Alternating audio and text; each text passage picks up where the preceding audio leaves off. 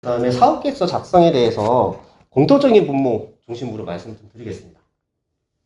우선 사업계획서라는 거, R&D 말고요. R&D 말고 사업계획서에 대한 부분 먼저 살펴보면 뭐 사업계획서 종류도 많고 뭐 많죠. 많은데 실제로 이 사업계획서는 어떤 것을 어떤 목표로 어떤 수단을 이용해서 할 거다라는 것도 정리한 문서입니다. 문서.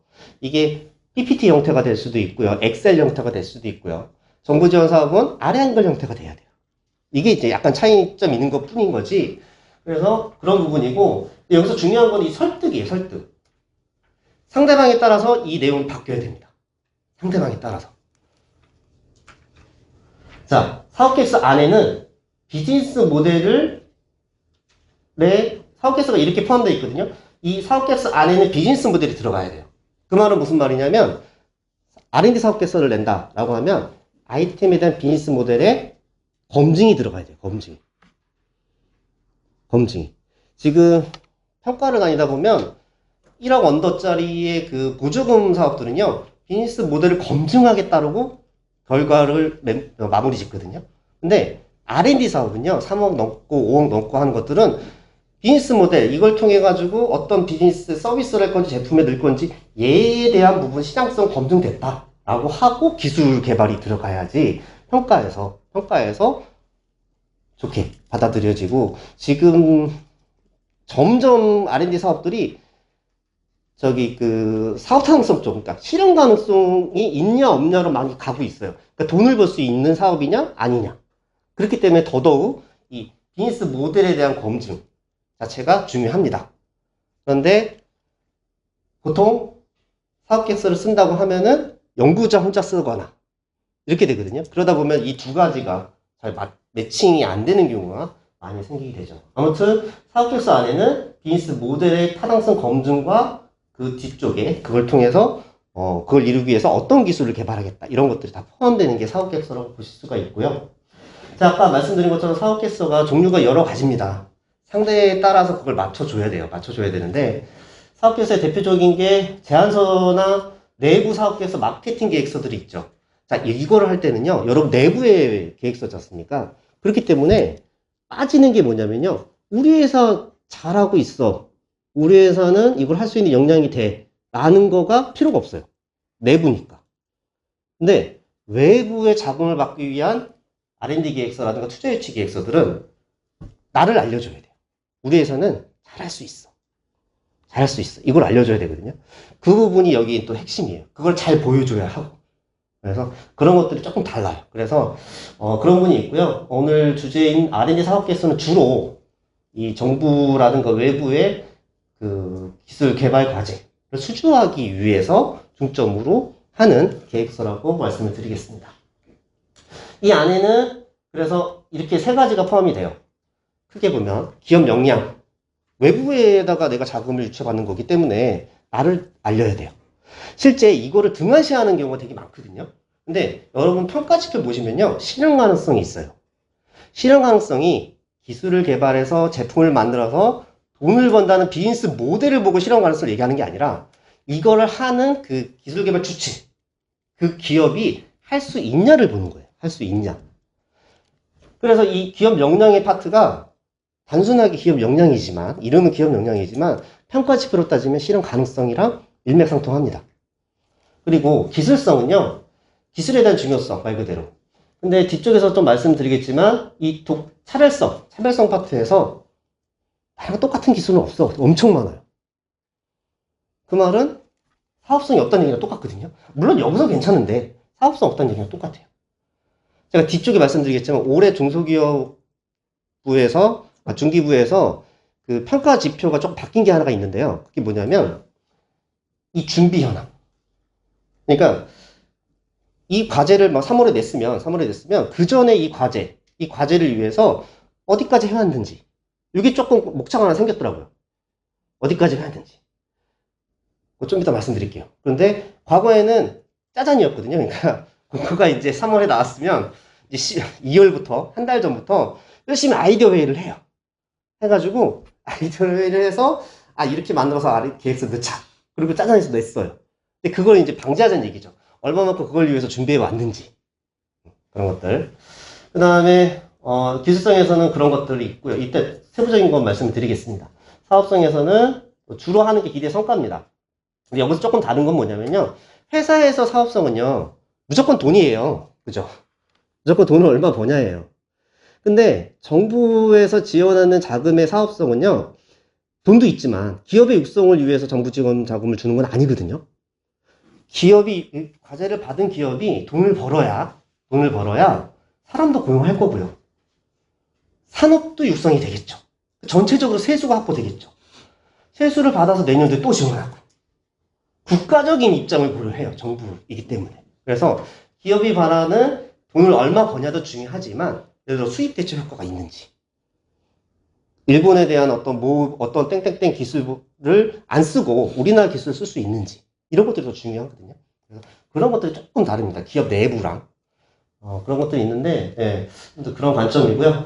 과제명은 이거는 간략하게 넘어가겠습니다. 과제명은 뭐 목적, 대상, 그 다음에 목표, 수준, 요게 이제 다 들어가야 하는 거고, 세부적으로는 자료에 있으니까 보시면 될 것 같고, 여러분 이 과제 제목 만드는 것도요, 우리가 과제를 수행할 때 NTS에 등록하거든요? 그 말은 나랑 비슷한 과제들이 다 NTS에 있다는 얘기예요. 그래서 NTS라든가 이런 쪽에서 과제명을 쭉 리스트업 해보세요. 하시고, 그걸 보고 놓친 부분, 우리가 조금 차별화 있는 부분으로 과제명을 작성하시는 게 좋아요. 왜 그러냐면, 그 산업부 사업도 그렇고요. 중기부 사업도 지금은 이 사전에 이 엔티스하고 KT 들어가서 과제 중복성 테스트를 하라고 해요. 그러니까 미리 하는 거죠, 미리. 미리 하는 거기 때문에. 그 다음에 과제를 유사 과제가 많다고 해서 나쁜 건 아니에요. 유사 과제가 많았다는 거는 그만큼 선정 그 확률이 높다는 얘기예요. 근데 똑같으면 안 되고, 진짜 유사하게 하면 되고, 나만의 뭐가 들어가서 차별했게. 그것들을 꼭 여러분 체크하셨으면 좋겠습니다. 과제명이 어렵다면 내가 생각하는 아이템을 이 엔티스라든가 이런 쪽에서 여러분도 한번 모니터링 하시는 것도 좋을 것 같습니다.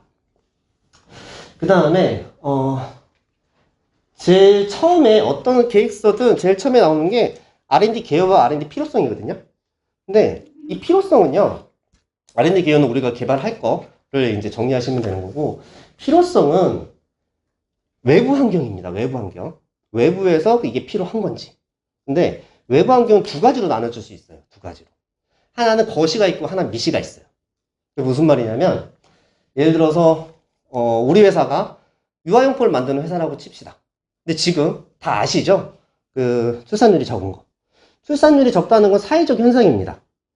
유아용품 만드는 회사랑 상관없어요. 출산율이 적기 때문에 유아용품을 살 수 있는 유아 인원수라고 해야 되나? 유아 인원수가 적어지는 거예요. 그래서 유아 인원수 적은 게 나한테 직접적인 영향을 미친 미시환경이에요. 그렇기 때문에 지금 사람의 그 연령대를 보면 영유아 때들 있죠. 유아용품은 기저귀나 이런 거 필요한 그 나이대. 그 나이대가 VIP예요. 출산율이 적기 때문에 영유아 수가 적어요. 대신 한 가족에 한 명밖에 없기 때문에 다음이 없어요. 한 명한테 무조건 잘해줘요. 그래서 유모차가 예전에 10만이었던 게 지금 100만까지 올라가요. 여기 나한테 미치는 미시 환경입니다. 유아서 적기 때문에 한 사람한테 이렇게 몰빵이라고 좀 그런가요? 이렇게 한 사람한테 집중 투자하는 거.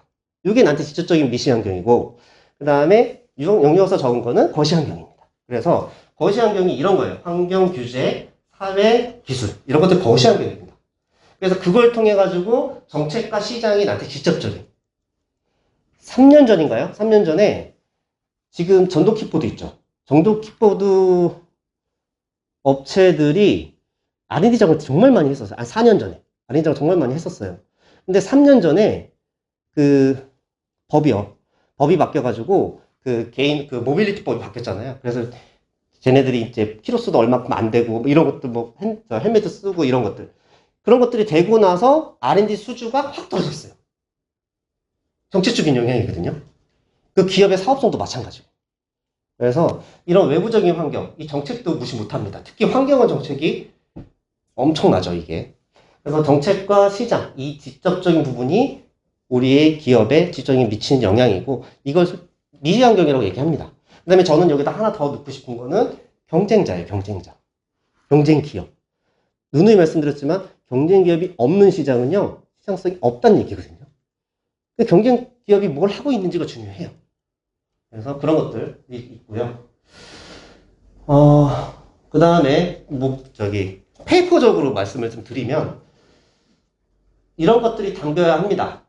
그리고 이거 착각하시는 분 되게 많으세요. 평가위원들은 전문가다 생각하시는 분 진짜 많으신데요. 실제 평가위원들도 저 과제 사업 계획서 이거 받은 거는 진짜 오랜 시간을 주는 데는 30분 전에, 보통 10분 전에 주거든요. 그리고 하루에 막 3억짜리 과제는요 10개 20개 막 평가하라고 해요. 제대로 보지도 못하고.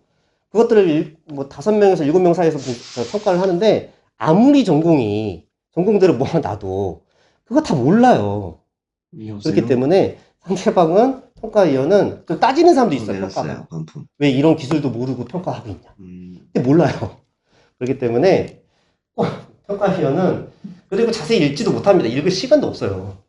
그래서 좀 텍스트를 쭉쭉쭉 쓰시는 분도 계시거든요. 그거를 조금 요약 정리해서 이렇게 하셨으면 좋을 것 같아요. 그때 쓰는 거는 좀 표나 도표 이렇게. 예를 들어 말씀드리면 요 정도도 괜찮을 것 같아요. 보면은 시장, 사회적으로 노인의 건강에 관심이 많대요. 그 다음에 정책적으로도 이거에 대해서 추진하고 있대요. 그 다음에 어떤 그걸 통해 갖고 시장이 좀 형성하고 있대요. 이걸 통해서 우리가 세부적인 근거 넣고요. 우리는 뭘 하겠다. 이렇게 위에 물론 이거에 대한 설명들이 쭉쭉 들어가겠죠. 들어가는 거 들어가고, 여기는 이런 형태로 도식화해서 좀 만들고, 그 다음에 이 자료는 발표 자료 때 쓰고, 이런 형태로 하시면 좋을 것 같습니다. 그 다음에 이게 보면은 제품 수명 주기 아시는 분도 계실 겁니다. 우리 사람처럼요, 사람처럼 깐난쟁이 때가 있고요. 그 다음에 청소년기가 있고, 이제 저는 청년기인가요? 이렇게 중년기가 이렇게 있는데, 이렇게 하는 것처럼 저도 깐난쟁이 영유아기 때 돈 엄청 쓰죠. 그리고 지금 돈 벌잖아요. 그 전에 썼던 거. 그거 똑같습니다. 제품도요, 처음에 등장할 때가 있어요. 그때는 아까 기술처럼 경쟁자도 없고요. 기술도 몇 개 없습니다. 그러니까 나 몰라요. 아무도 몰라요. 이게 조금 형성되고 나서 성장기 넘어가요. 이때는 우후죽순 다 들어옵니다. 우후죽순. 조금 시장이 열릴 것 같으니까.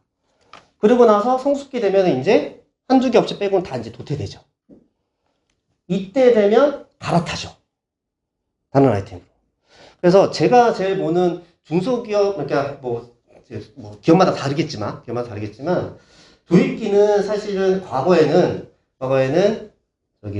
대기업들이 많이 드라이브 걸고 있는 시장 영역이었고, 중소기업은 한 이 정도에서 들어가는 것 같아요. 그래서 시장성, 그러니까 이 독창성이나 차별성을 얘기할 때 이 정도가 있다라고 얘기를 해줘야 돼요. 그런데 이 정도가 있다는 거는 경쟁자가 있다는 얘기예요. 근데 늘 경쟁자가 없다고 얘기를 많이 해요. 아이러니하죠. 그러면 역으로 평가위원은 경쟁자가 없어, 이 아이템이 좋은 아이템이라고 평가를 안 하고요. 시장이 없네? 이렇게 평가를 하거든요. 그래서 근데 더 좋죠. 경쟁자가 있으면 더 좋아요. 경쟁자를 좀 꺼려해요. 경쟁자의 제품을 표현하기가 되게 꺼려 하시더라고요. 근데 표현을 하면 시장성이 있네? 라는 거를 평가위원한테 설득하는 용이 되거든요. 그게. 그런 형태로 활용했으면 좋겠고요. 여기 보면은, 저건 좀 이따 말씀드릴게요. 보시면, 이렇게라도 하셨으면 좋겠어요. 그러니까 차별성을 연구자한테 한 20년 됐나요? 연구소장님한테 한번 갔더니, 우리 기업의 기술이 뭐가 좋아요? 그러면, 다른 어떤 업체보다 우리는 기술력이 정말 좋다. 우리가 최고야. 라고 하시고 그걸 문서로 써주세요. 그러니까 한 줄 써줘요. 우리 기업이 최고다. 끝이에요, 끝. 근데 이렇게 해서 평가하면 저도 평가하지만 평가에서 제일 말하기 쉬운 게 뭐냐면 기술에는 차별성이 없습니다. 요거거든요. 근거가 없으니까. 그리고 또 서두에 말씀드렸잖아요. 평가위원들이 그 기술 전공자가 세부 전공자가 다 아니라고. 그렇기 때문에 기술의 차별성이 있는 점을 잘 몰라요. 근데 페이퍼로만 봤을 때 그게 없기 때문에 없다고 한 거예요. 그래서 이런 형태로라도 자, 우리 기술이 이렇게 있으면 이렇게 다른 기술들을 조금 그 제품으로 이제 제품이 됐던 기술 특성이 될 수 있겠죠. 이렇게 정리를 하나 하고요. 정리를 하나 하고 얘를 차별성으로 조금 만들어줘야 돼요. 근데 이거를 기술적으로 그 기술을 뜯어보지 않았기 때문에 정말 뭐 물성이든 뭐든 잘 애매하잖아요. 이렇게 차별성을 그 워딩하기가 좀 힘들어요. 그래서 저는 문 차트를 조금 많이 씁니다. 그래서 이걸 보시고 문 차트 형태로 해서 이렇게 여기 보시면 이렇게 이건 세 단계인데요. 뭐 이렇게 뭐 차별화 정도가 우수, 보통, 낮음으로 해서 문 차트를 좀 썼어요. 그러면 딱 보시기에 세부 내용은 둘째치고 딱 보면 뭔가 우리 기술이 딴 데보다 좋아 보이지 않나요? 딱 보면 딱 그 정도라도 이게 문차트를 쓰는 이유는 이것들은 정량화를 못해요. 이렇게 매우 좋다, 보통이다, 조금이다 이런 정량화를 못하는데 이 문차트는 보통 저는 5단계 아니면 7단계를 쓰는데 이 단계를 쓰면 이게 100점이 돼요. 5단계를 쓰면 제일 높은 건 100점, 80점. 저희가 설문조사 할 때 그 방식이거든요. 그런 형태로 이거를 왜 이거가 이렇게 평가됐냐? 아무도 안 따져요.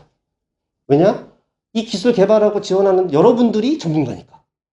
누가 전문가겠습니까? 여러분들이 전문가지. 그렇기 때문에 아무도 안 따져. 전문가 평가를 했다 하면은 아무도 따질 건 없습니다. 차별성 부분을 검토했냐? 이 부분이 중요한 거기 때문에. 그래서 보시면 좋을 것 같고요.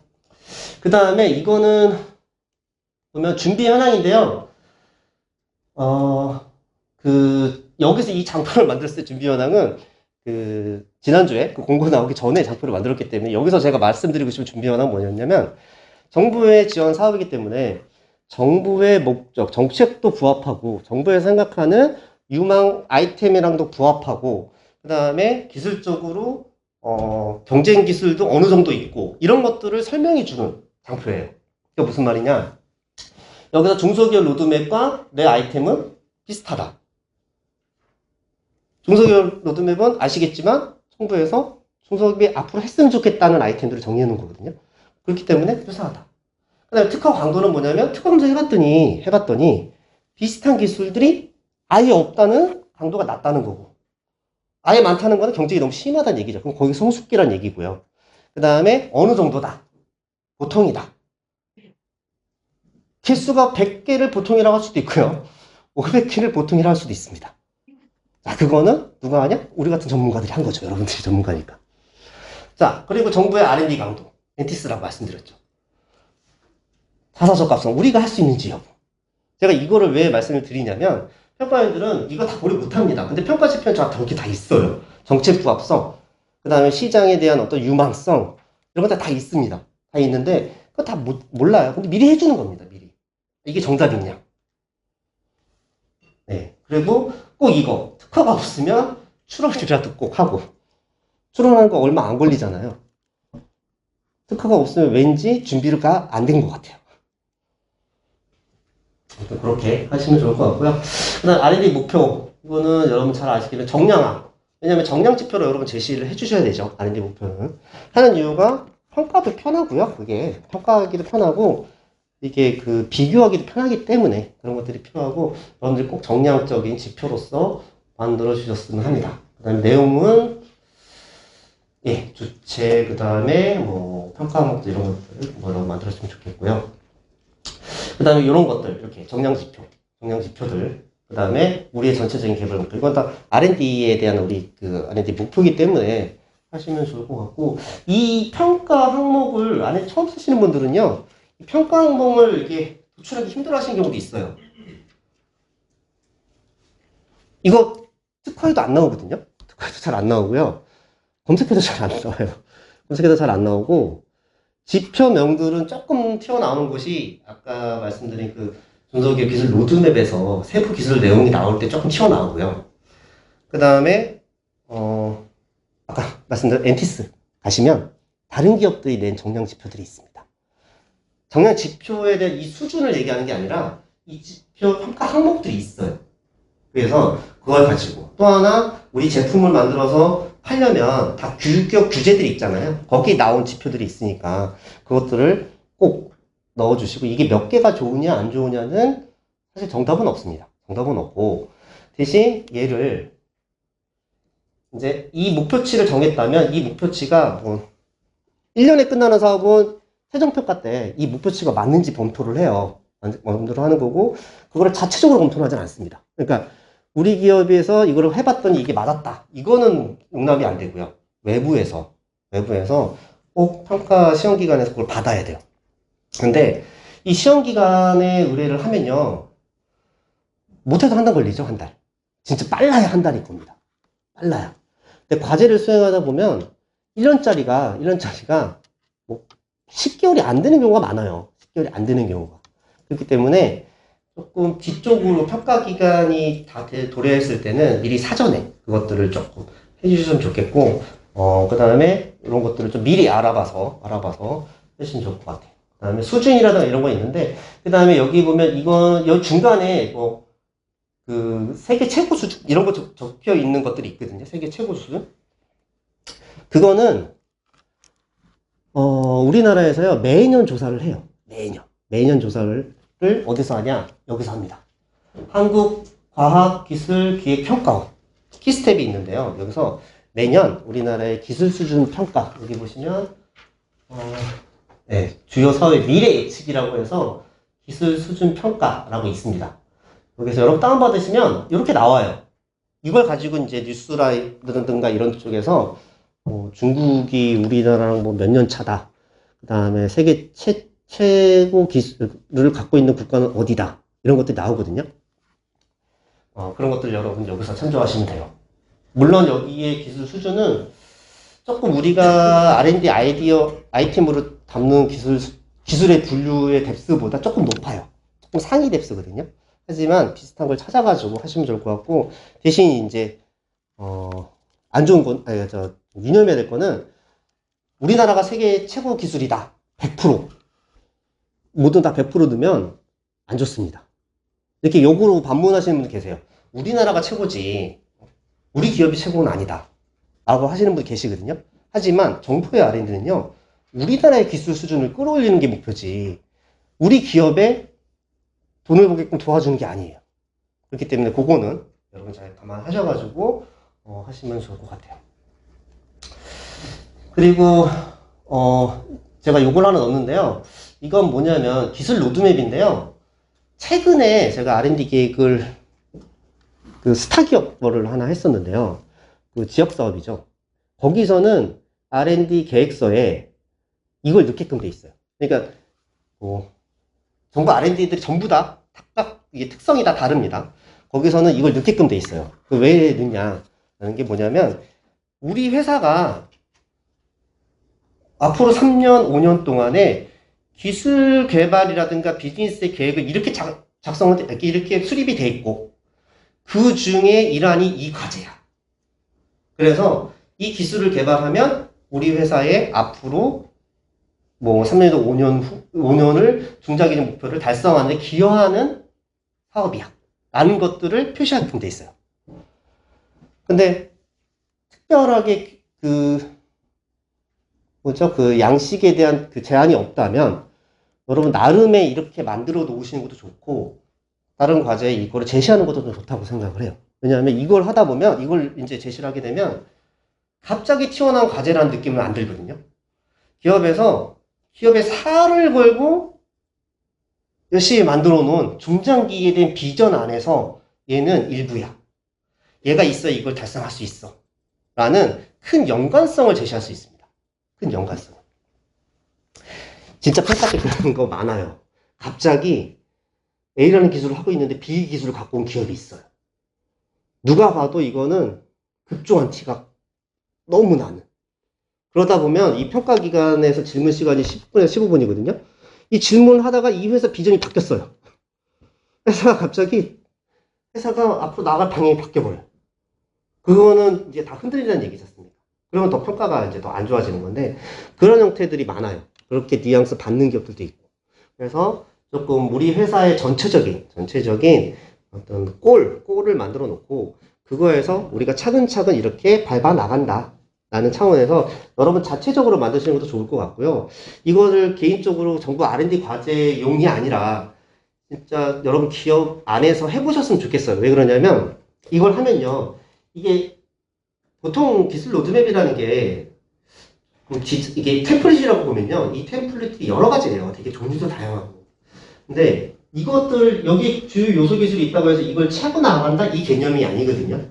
이 개념이 아니라 이 기술 로드맵을 만들기 위해서는 기획팀 혼자서 할 일이 아니고요. 연구소에서 혼자 할 일도 아니에요. 마케팅 부서에서 혼자 할 일도 아닙니다. 전사가 다 붙어야 돼요. 다 붙어서 워크숍을 통해서 만들거든요. 그래서 이 결과가 중요한 게 아니라요. 그러면서 서로 간에 컨센서스를 이루는 거. 그러니까 회사 내부 자체적인 부서별로의 컨센서스를 일어나야 전사적으로 그 목표를 같이 가져가요. 그 용으로 기술 로드맵을 만드는 거거든요. 그러니까 그 과정이 중요해서 만드는 겁니다. 여러분들 비즈니스 모델 캠퍼스라는 거 많이 들어보셨죠? 네, 맨날 얘기하면 9블럭 해가지고. 근데 그게 잘못 이렇게 인식하시는 경우가 있는데요. 그거는요, 그 9블록 9개. 어떤 사람은 너무 단순하다는 얘기도 하고요. 어떤 사람은 이게 뭐 회사에 큰 도움이 될까? 라고 얘기하시는 분도 계세요. 근데 그 9블록 캠퍼스, 그러니까 비즈니스 모델 캠퍼스 그 9개 그 항목은 왜 그거를 중요시 하냐면, 그거를 채워나가면서 부서별로 아니면 사장부터 밑에 부하직원까지의 컨센서스를 이뤄나가는 거. 그게 목표예요. 그걸 채우는 게 목표가 아닙니다. 얘도 마찬가지고요. 그래서 내부에서 이런 걸 또 만들어 보시면 좋을 것 같다는 생각을 들어서 말씀을 드립니다. 넘어가죠.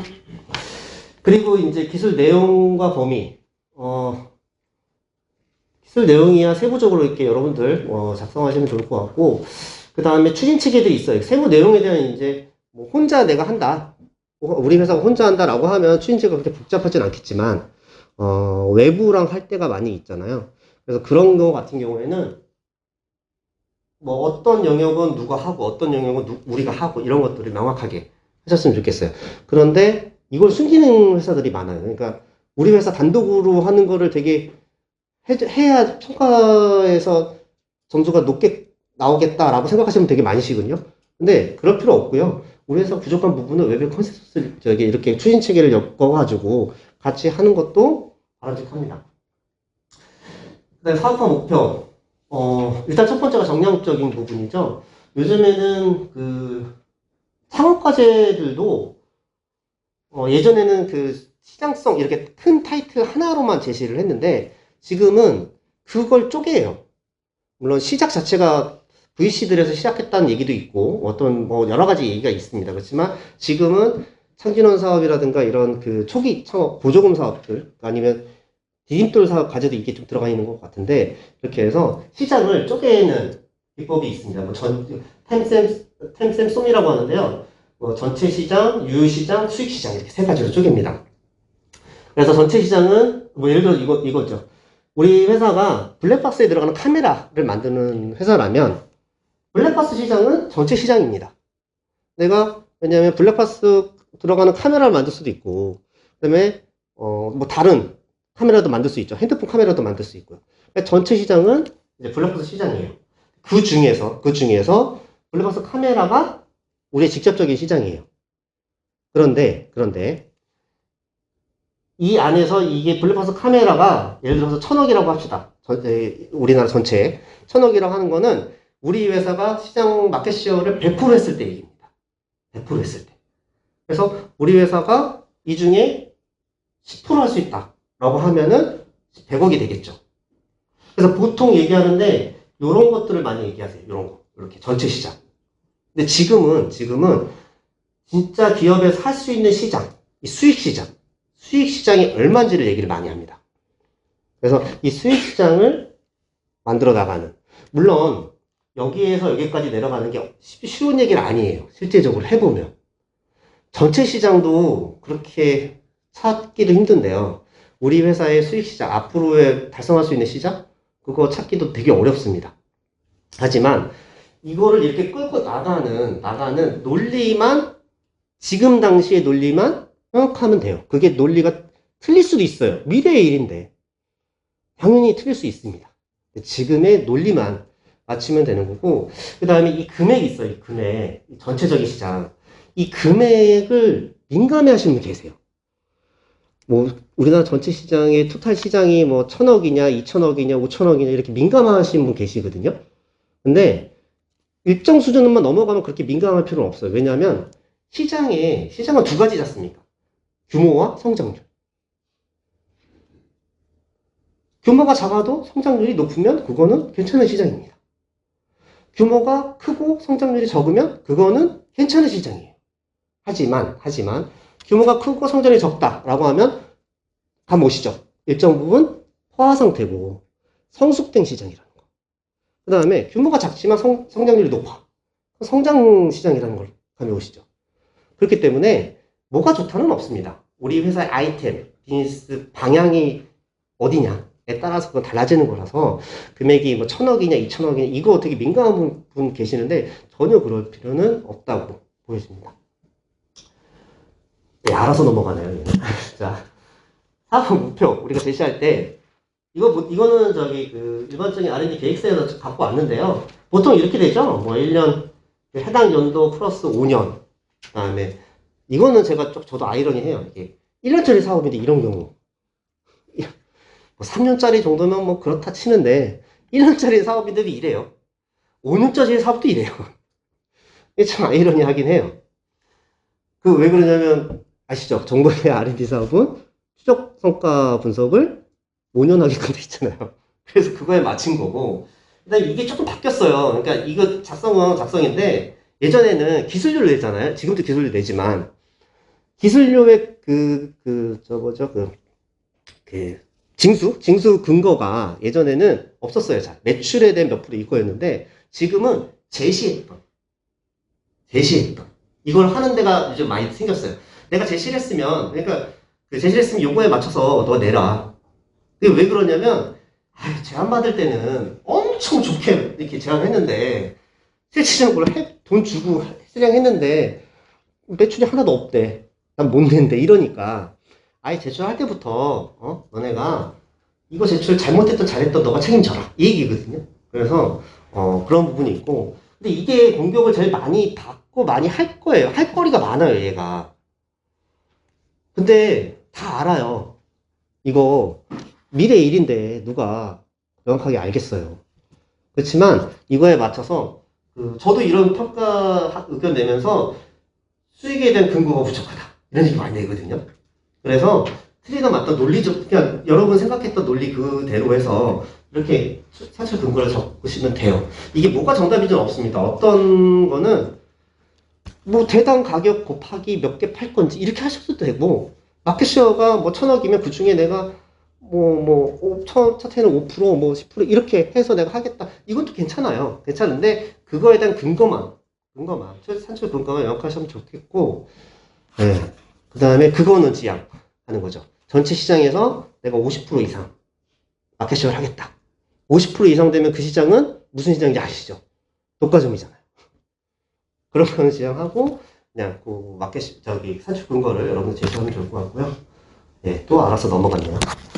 자, 사업화 계획도 보통 일반적으로 이렇게 돼 있죠. 그래서 사업화 내용들 들어가고 보통 5년 동안의 내용들, 투자 계획들 이런 것들, 생산 계획 이런 것도 하고 이 밑에 항상 명시하셔가지고 하시면 좋을 것 같고 그 다음에 이 인건비하고 이런 부분들 이것도 근거들 있어야 되거든요.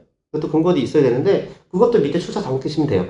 만약에 회사가 설립한 지 좀 됐다. 5년 넘었다. 라고 하면 안정적이거든요. 회계에 대한 지표들이. 그래서 우리 회사에 뭐 근거를 가지고 했다라고 해도 좋고 그다음에 창업 기업이다. 라고 하면 3년 미만들 기업이면 그 회사 내부 자체의 그 회계 비율들이 아직 안정적이지 않아요. 그렇기 때문에 동종업계에 대한 비율을 가지고 하면 됩니다. 동종업계에 대한 비율은 한국은행 가면요, 기업 경영분석 사이트가 보고서가 있습니다. 그 안에 우리 회사의 똑같은 표준산업 분류, 그걸 가지고 체크가 가능합니다. 그래서 그렇게 보시면 좋을 것 같고요. 네. 밑에 하고 목표들, 밑에 이제 근거들 제시하면 좋을 것 같습니다. 일단 기대효과 제시가 있어요. 이게 회사 내부의 기대효과는요, 다 돈입니다. 돈 얼마 벌 건지, 얼마 벌 수 있다. 이건데, 정부에 대한 그 지원 사업의 기대 효과는요, 그 정성적인 내용도 좀 들어가요. 정성적인 내용들. 이런 형태로. 그래서 보면 경제적, 기술적, 기업 브랜드 측면 이렇게 하고, 뭐, 숫자적인 부분들, 정량적인 내용들 이렇게 좀 고루 섞어서 하시면 좋을 것 같고, 예전에는 정부의 지원 사업도 기대 효과 하면 다 정성적으로 풀어서 썼어요. 근데 지금은 정량과 정성을 같이 쓰거든요. 그래서 보시면 기대 효과는 그런 형태로 정리하셔도 좋겠고, 이거는 구분이 없습니다. 뭐 경제적인지 기술적인지 기업 브랜드 측면인지 이건 제가 임의로 그냥 썼던 거고, 그러면은 뭐 이게 수입 대책 뭐 이렇게 써도 되고, 정부에서 이 과제의 성격에 맞게끔. 그래서 예를 들어서 그 산학연 사업이다라고 하면은 산학을 통한 어떤 뭐 시너지 창출이라든가 이런 형태로 좀 내용이 들어가는 거고, 그다음에 소부장 사업이다라고 하면은 그 수입 대책이라든가 이런 것들 이제 그런 것들 내용이 좀 들어가는 거고, 그런 형태로 조금 쓰시면 좋을 것 같아요. 네, 발표 넘어갈게요.